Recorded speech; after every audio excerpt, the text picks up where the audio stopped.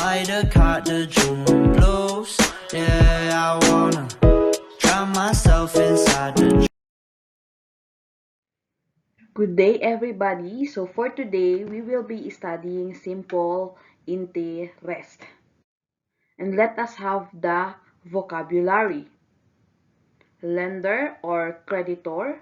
It refers to a person or institution who invests the money or makes the funds available due. Next is borrower or debtor. A person who owes the money or avails of the funds from the lender. And we have origin or loan date. Date on which money received by the borrower. And repayment date or maturity date, it refers to the date on which the money borrowed or loaned is to be completely repaid.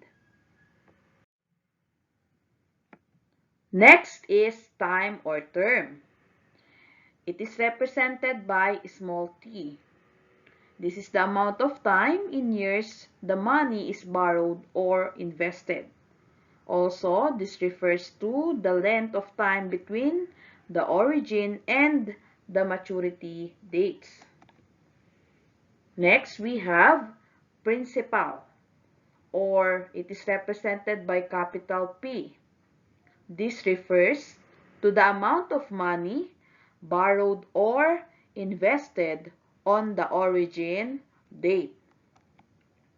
Next is rate, or represented by R. This is the annual rate, usually in percent, charged by the lender or rate of increase of the investment. And lastly, we have interest. This is the amount paid or earned for the use of money. Now let us talk about the simple interest. When you say simple interest, it is represented by capital I with subscript of S. It is the interest charged on the principal alone for the entire duration or period, which is represented by P, of the loan or investment at a particular rate. After the term of the loan or investment, the maturity value or future value is computed by getting the sum of the principal and interest due. Now let us have the formula. So I, or interest, equals principal rate times term. Again, I represents interest, P represents the principal amount, R for the rate, and T for the term. Next is maturity value. So when you say the maturity value, it refers to the principal and interest. The principal is sometimes called the face value or the present value. Here is the formula for getting the maturity value. So it is represented by capital A equals P plus I, where I is the interest and P is the principal amount. Or we can also use this one. So where do we get PRT? So since interest is equal to PRT, we just write here PRT. So A equals P plus PRT, or A equals P multiplied by 1 plus RT. Now let us have an example. Angela borrowed 120,000 from Joseph. If Angela agreed to pay an 8% annual interest rate, calculate the amount of interest she must pay if the loan period is 1 year, 9 months, and 18 months. So again, we'll have the first one, which is 1 year. Loan payable for 1 year. And our given is the principal, which is 120 pesos, 1,000 pesos. 8% for the rate, or 0.08. And we have the term, which is equal to 1 year. Now, let us have the solution. Our formula is I equals PRT. So, our P is equal to 120,000. Our R is 0.08. And our term is 1. So, you will just multiply these three.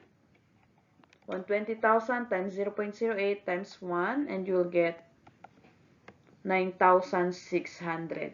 So, our annual interest for 1 year is 9,600. Again, this is for the annual interest rate. Next is, what about if we have 9 months? Same given but different in the term. So, you will just divide 9 months by 12 months because 1 year is equivalent to 12 months. That's why we have here 0.75. Solution, so 120,000 times 0.08 times 0.75. Again, 0.75 came from 9 months divided by 12 months. And our interest here is 7,200. So as you see, the interest rate for paying within 1 year is bigger than the 9 months. Next, if we have 18 months, same given but different in terms. So, we will just divide 18 divided by 12 months. And we'll get 1.5. Solution.